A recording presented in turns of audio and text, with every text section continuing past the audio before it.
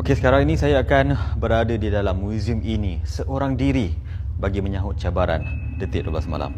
Sekarang telah pun menunjukkan pukul 12.45 minit tengah malam dan kita akan mulakan siasatan sama ada terlihatnya perkara-perkara ataupun entiti di dalam muzium ini.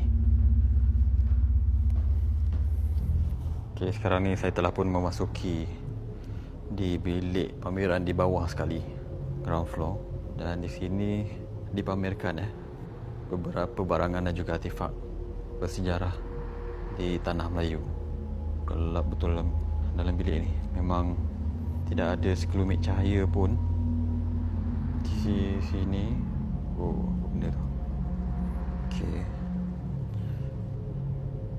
Dan umum ketahui barangan-barangan ini selalunya dijadikan bahan-bahan pujaan dan juga untuk melakukan aktiviti-aktiviti yang syirik dan khurafat. Menurut cerita orang-orang tua dulu-dulu kala, barangan seperti ini wujud khadam di sisinya. Di sini terdapat sebuah kerusi yang agak antik saya rasa, dan terdapat apa ni? Tempat panjat ada pula banting atas ni.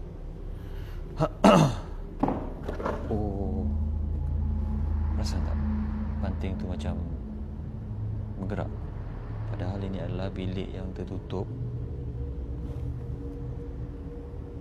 Ini statik. Dan yang itu bergerak. Dalam keadaan bilik yang tertutup rapat.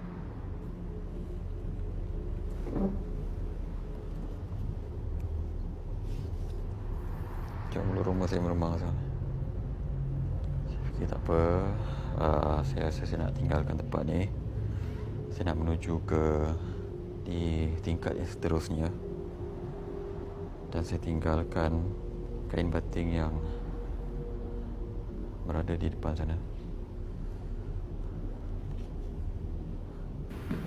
Salah pun naik. Kawasan ni terasa sedikit berangin. Tahu adakah perasaan saya je?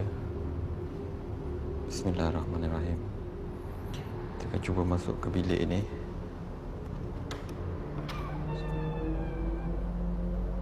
Bismillahirrahmanirrahim. Dekat sini saya boleh dengar bunyi lantai yang sedikit berbunyi apabila dipijak. Oi, siapa tu? Apakah sebenarnya itu? Saya tidak pasti, tapi daripada pandangan mata kasar saya, asalnya tadi adalah dekat situ tadi saya nampak sesuatu yang berkain putih di luar, di pintu sana, di situ. Tapi sekarang tak ada apa-apa.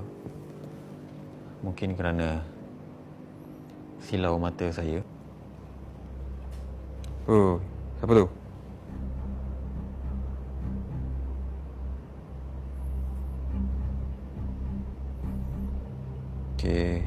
Okey, sekarang ni dekat kamera saya menunjukkan seperti focusing kepada sesuatu.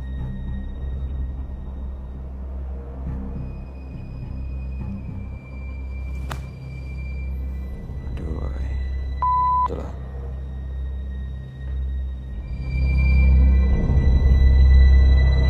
Okey, saya tak pasti adakah atau apakah yang berlaku sekarang ni. Dekat kamera menunjukkan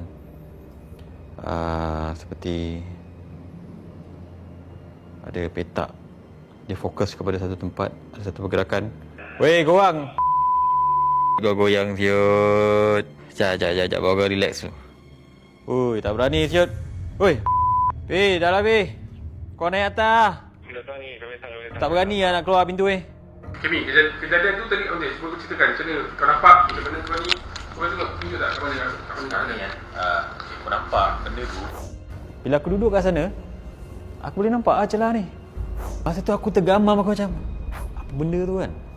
Bila fokus fokus kat kamera tu, dia terhilang. Lepas tu bila dah duduk, aku dah rasa dah relax. Kan bila aku panggil korang suruh datang, okay stop, suruh duduk relax kejap. Tapi bila duduk dekat kursi tu, dia tak ada. Dan aku nampak benda yang daripada belakang tu dia dekat atas skrin. Tapi depan skrin tak ada. Dekat skrin tak ada.